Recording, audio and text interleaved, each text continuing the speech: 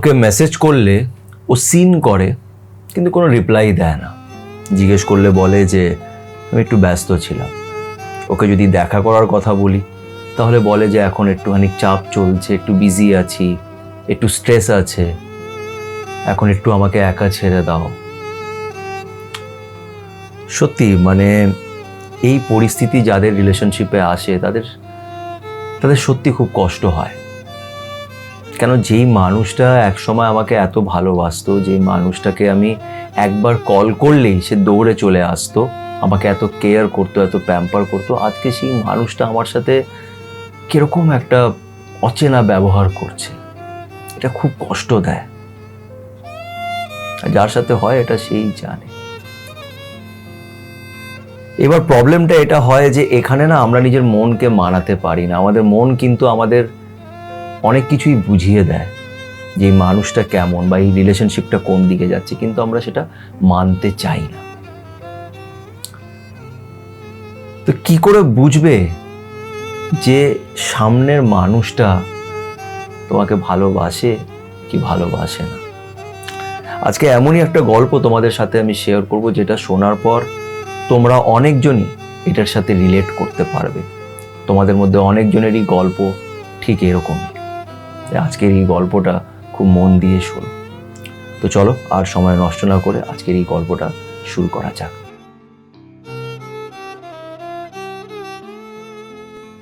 ছেলেটি আমাকে কাঁদতে কাঁদতে বলছিল যে দাদা, আমি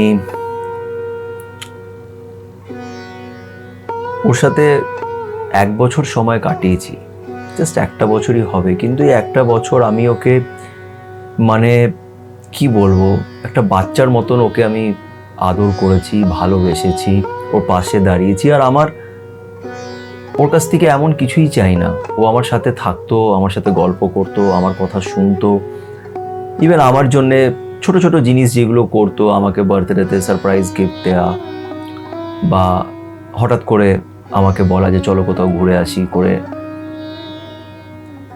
একটা ঘোরার প্ল্যান করা, এই জিনিসগুলো যেটা করতো, এত আপন ব্যবহার করতো। তো আমিও নিজের লাইফে সেটেল হতে চাই, আমিও একা একা টায়ার্ড হয়ে গেছিলাম, একজনের সাথে থাকতে চাইছিলাম।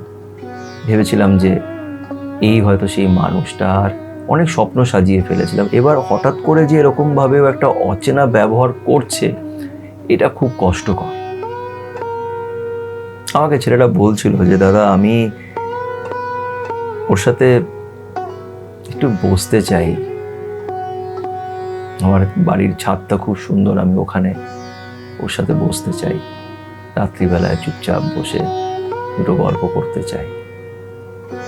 আমি বুঝতে পারছি যখন এরকম একটা মানুষ যে হঠাৎ করে এরকম গায়েব হয়ে যায়, প্রথমে এত ভালোবাসা এন্ড দেন হঠাৎ করে অ্যাভয়েড করতে শুরু করে, ইগনোর করতে, তখন খুব কষ্টকর হয়। এটা সামনের মানুষ কেন যে বুঝতে পারে না, কেন এত ইনহিউম্যান বিহেভিয়ার করে, আমি জানি না। যাই হোক, তো আজকের গল্পটা একটু প্রথম থেকে বলি। একটি ছেলে আমাকে ফোন করেছিল।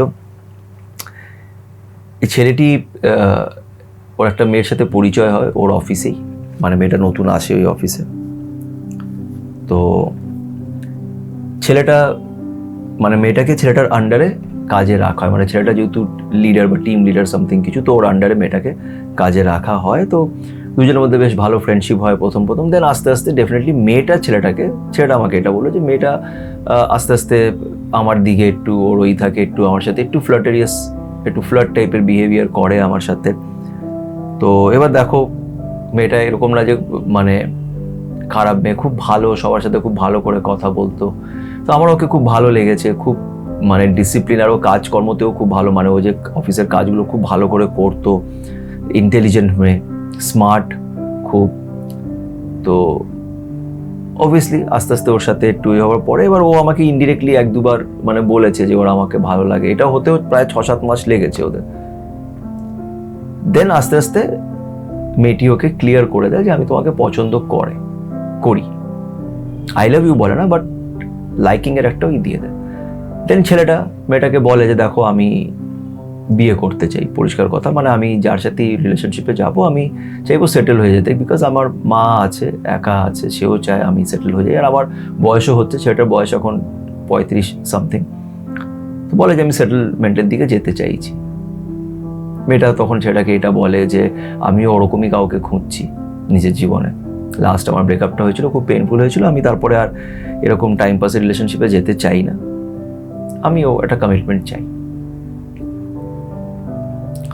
ছেলেটি মেয়েটাকে প্রপোজ করে, মেয়েটাও ছেলেটাকে হ্যাঁ বলে। ঠিক আছে, এই করে তাদের মধ্যে রিলেশনশিপ চলে, ভালোই রিলেশনশিপ চলে, বেশ অনেকটাই এগিয়ে যায়। এরকম দেখতে দেখতে ওদের 1 বছরও কেটে যায়। অনেকটা সময় তারা কাটিয়ে নিয়েছে, অনেক সময়, সারা দিন তারা সময় কাটাচ্ছে, একই অফিসে কাজ করছে, ঘুরছে, খাচ্ছে, যাচ্ছে, তো ভালো সময় কাটিয়েছে। এবার গল্পতে টুইস্ট তখন আসে যখন মেয়েটি এই কোম্পানিটা ছেড়ে দেয়।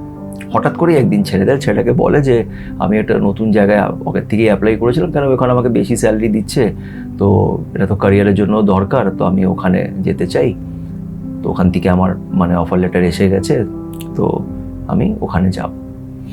ছেলেটি প্রথম বলে তুমি আমাকে আগে বলোনি কেন, অনেক কিছুই বলে। যাই হোক, তুমি এটা তখন সেটা ভাবে যে দেখো ঠিক আছে, ওর ক্যারিয়ারের ব্যাপার, আরও অন্য কোম্পানিতে গেলেও বা কি, আমরা তো সবসময় দেখা করছি, আশেপাশেই থাকি, অসুবিধা নেই। সেটা মেনে যায়। মেয়েটি অন্য অফিসে যায়। এই অফিসে যাওয়ার পর থেকেই খেলাটা শুরু হয় কিছু দিনের মধ্যে, মানে ছেড়া বলে প্রায় 1 মাসও হবে না। অফিসে যাওয়ার সাথে সাথেই ওর কলস কমিয়ে দিল, আমার সাথে কথা বলা কম করে দিল। প্রথমত আমি ভাবলাম যে হয়তো এখন অফিসের চাপ আছে, নতুন জায়গা, নতুন লোকজন, একটু সময় লাগে অ্যাডজাস্ট করতে। কিন্তু আস্তে আস্তে বলছে দাদা এরকম হয়ে গেছে যে 2-3 দিন আমার সাথে কথা বলছে, মানে যেখানে 24 ঘন্টা আমরা কথা বলছি সেখানেও 2-3 দিন কথা বলছে না। মেসেজ করছি, মেসেজ দেখছে কিন্তু রিপ্লাই করছে না। জিজ্ঞেস করলে বলছে যে আমি খুব ব্যস্ত আছি, আর এখানে কাজটা খুবই মানে স্ট্রেসফুল, আর আমাকে অনেক স্ট্রেস দিচ্ছে, তাই জন্য আমি কথা বলতে পারছি না। বলে একদিন তো ওকে আমি জোর করে যখন ফোন করেছে, আমার উপরে রীতিমতন চেঁচিয়ে উঠেছে। আমাকে বলছে যে তুমি বুঝতে পারবে না, এটাই আগের কোম্পানির মতন কাজ নয়, এখানে আমার উপর অনেক দায়িত্ব আছে, আমি এখানে ছেলে খেলা করতে যাই না, তুমি আমাকে যে বারবার এরকম ডিস্টার্ব করছো, একবার কি ভেবে দেখেছো যে এটা আমার ক্যারিয়ারের প্রশ্ন, এটা আমাকে নিজের ক্যারিয়ারটাকে ভালো করতে হবে। এরকম করে ওর উপরে চেঁচামেচিও করেছে মেয়েটা। তারপর মেয়েটা ওকে আবার মেসেজ করে লিখে বলেছে দেখো আমি তোমাকে হাত জোর করছি, আমাকে একটু সময় দাও, আমি এখন খুব টেনশনে আছি, আমি এখন কারোর সাথে কথা বলতে চাই না, আমি চুপচাপ থাকতে চাই। ছেলেটি ওকে টাইম দিল। বলো দাদা ওই যে ওকে টাইম দিলাম, প্রায় 20-22 দিন হয়ে গেল, ও কোনো কন্ট্যাক্টই করলো না, মানে কোনো মেসেজই পাঠালো না। তা আমি ছেলেটাকে জিজ্ঞেস করলাম যে তুমি কি ভাবছো, মানে কি চলছে। ছেলেটা বলছে যে আমি জানি না, বাট আমি এটা জানি যে ও আমাকে ভালোবাসে, কিন্তু ও হয়তো কোনো কারণে এরকম করছে। তখন আমি ছেলেটাকে জিজ্ঞেস করলাম তোমার মনকে জিজ্ঞেস করো তো, তোমার মন কি বলছে, মেয়েটা কি সত্যি তোমাকে ভালোবাসে? যদি সত্যি তোমার মন বলতো যে ও ভালোবাসে, তাহলে তুমি আমাকে ফোনটা করতে না। তোমার মন কোথাও না কোথাও জানে যে এইটা ভালোবাসা নয়। কেন কি দেখো, ভালোবাসার ডেফিনেশন সবার জন্য আলাদা হতে পারে, কিন্তু ভালোবাসারও কিছু বেসিক রুল আছে। আমি এটা বিশ্বাস করি যে আমি যেই মানুষটাকে ভালোবাসি, যাকে আমি বলছি যে আমি একে ভালোবাসি, আমি তার থেকে 20-22 দিন দূরে থাকতে পারবো না। ঝগড়া হলে হ্যাঁ 2-3 দিন কথা বললাম না, মুখ ঘুরিয়ে থাকলাম, ঠিক আছে, কিন্তু যেহেতু আমি ওকে ভালোবাসি, আমার ওর প্রতি একটা টান আসবেই, আমি ওর সাথে কথা বলবোই, আনলেস আমাদের মধ্যে কিছু ব্যারিয়ার্স আছে। অনেক রিলেশনশিপে থাকে তো হয়তো এরকম হলো যে ছেলেটা হয়তো ম্যারিড, তাই জন্য মেয়েটা ভালোবাসে কিন্তু তাও ছেলেটার লাইফে যেতে পারছে না, বা মেয়েটা ম্যারিড ছেলেটা ওই করতে পারছে, এরকম অনেকগুলি, এই সব কথার মধ্যে আমি যাচ্ছি না, এরকম রেস্ট্রিকশনস ওরকম টাইপের রিলেশনশিপে হতে পারে। কিন্তু এখানে দুজনেই সিঙ্গেল, দুজনের একে অপরকে ভালোবাসে, এরকমই তারা দাবি করেছিল একে অপরকে। এখন মেয়েটি 20-22 দিন ওর সাথে কোনো কথাই বলছে না। এবার আমার এখানে একটা প্রশ্ন, যে আমি যাকে ভালোবাসি, আমার লাইফে কিছু টেনশন আছে, স্ট্রেস আছে, আমি কষ্ট পাচ্ছি, আমি তো তাকে গিয়েই বলবো। চলো ঠিক আছে, অনেক সময় একা থাকতেও ভালো লাগে, বা একা অনেক সময় কিছু কথা আমরা কাউকে তো বলতে পারি না, আমরা চুপ থাকি। তার মানে এটা নয় যে 20-22 দিন, তাহলে সেই পার্টনারটার আমার প্রয়োজন কি? তাহলে এই রিলেশনশিপটা করে কি লাভ, যেখানে আমি নিজের পার্টনারকে নিজের কথাটা বলতেই পারছি না, কোনোদিনই বলতে পারছি না। আমি এতটাই স্ট্রেসে আছি যে আমি আর মানে সবাইকে ভুলে গিয়ে আমি আলাদাই থাকছি। এটা আমার মনে হয় না যে কেউ এতটা ব্যস্ত থাকে যে সে একটা ফোনে একটা মেসেজের রিপ্লাই দিতে পারবে না।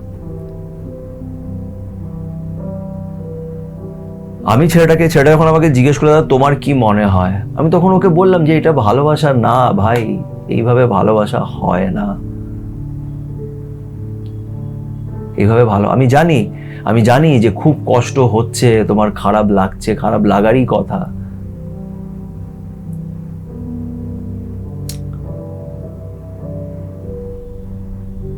আর একটা কথা কি জানো তো, মানে আমি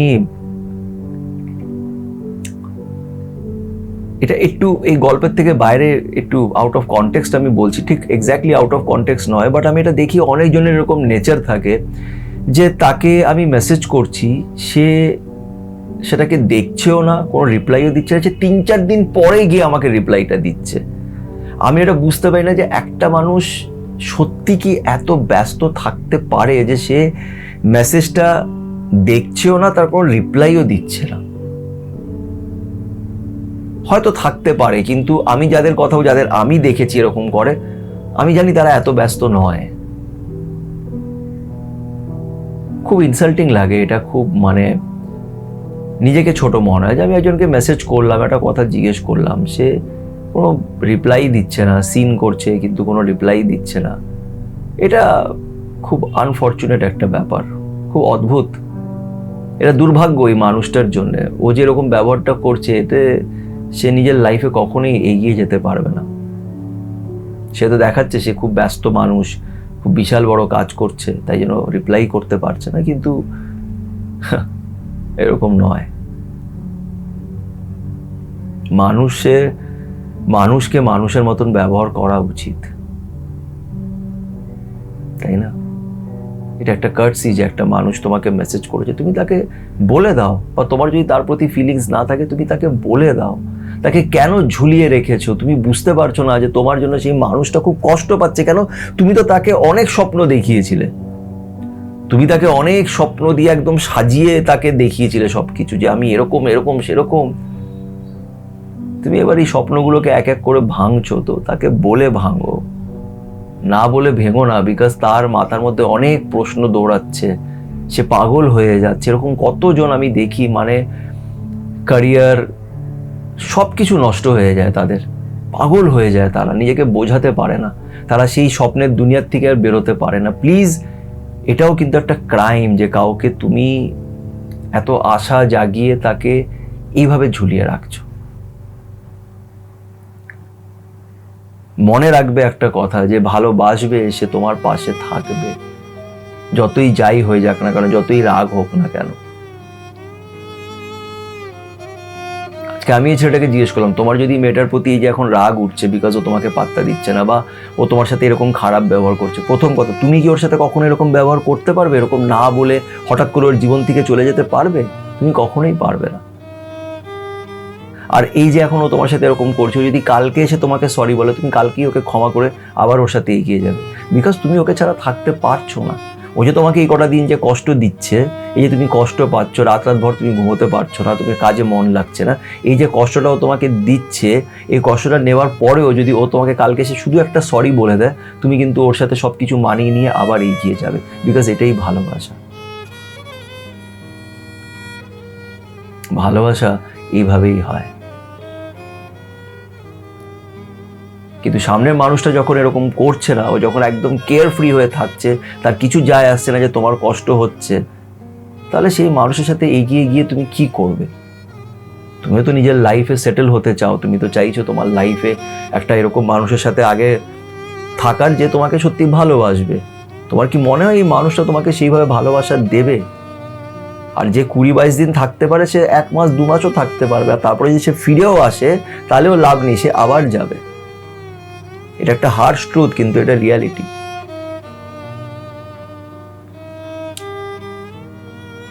আমি জানি খুব কষ্ট হচ্ছে, কিন্তু আমি বলবো যে এই মানুষটাকে আর মেসেজ করো না, নিজেকে ছোট করো না, একে যেতে দাও। তুমি যখন কাউকে সত্যি মন থেকে ভালোবাসবে, বিশ্বাস করো আমার এই কথায় আমি একটা কথাও বাড়িয়ে বলছি না, এটা আমার এক্সপিরিয়েন্স আছে, আমি জানি যে সেই ভালোবাসা তোমার কাছে আবার ফিরে আসবে কোনো অন্য রূপে। আর সেদিন তুমি খুশি হবে যে ভালো হয়েছে যে এই মানুষটা গেছে, তাহলে আমি এই মানুষটাকে কখনোই পেতাম না। ঈশ্বর সব দেখছে, ঈশ্বর তোমার কষ্টটা জানে, আর ঈশ্বর তোমার পাশে আছে। প্লিজ মন খারাপ করো না, তার উপরে বিশ্বাস রাখো। এই যে পিছনে বসে আছেন না, নিয়ে বড় বড় চোখ করে দেখতে থাকেন সব সময়, উনি তোমাকে দেখছেন, জানেন যে তুমি কষ্ট হয়ে আছো, আমার বাচ্চারা কষ্ট হয়ে আছে, উনি ঠিক করে দেবেন, ট্রাস্ট মি। আমার কথা যদি একটুও বিশ্বাস করে থাকো, আমার ভিডিওস যদি দেখে থাকো, তাহলে আমার কথায় বিশ্বাস করো, উনি সব ঠিক করে দেবেন। কিন্তু নিজেকে ছোট করো না। আজকে এই ভিডিওটাও হয়তো তোমার চোখের সামনে এই জন্যই এসছে, কারণ ঈশ্বর তোমাকে এই কথাটা বলতে চায় যে আমি তোর সাথে আছি, নিজেকে আর ছোট করিস না।